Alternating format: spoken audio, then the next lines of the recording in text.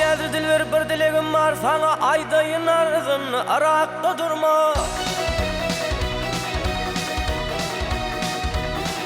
Aynı şeylen ber bolmay ey dar sana le. Köyünde köyüp min könglimni bulma.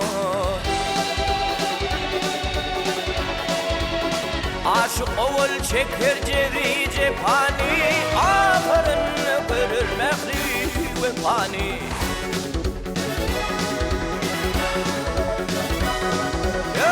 Uçurmağın gelen soğuk sapanile, bikar gedi ömrün yele soğurma.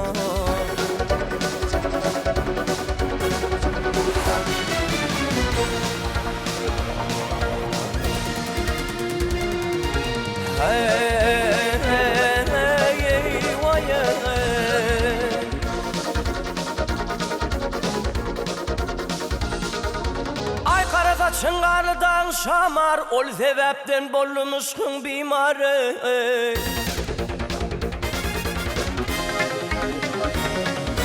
Seher turda bir özüne timari, kolu hine çekip gözleri sürme.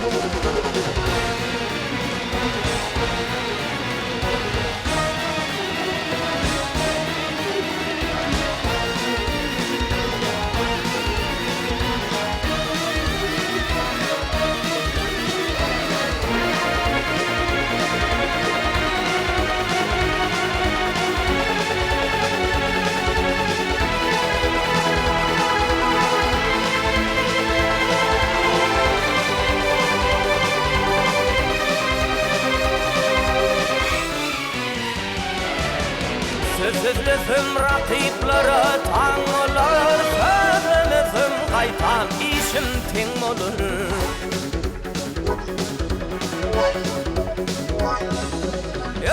Yalançılı yaxşı yaman geng olur. Koca mehtacini kolundan verme. İyil içine yanlış yaman hey geng olur. Koca mehtacini kolundan verme. Hal verme.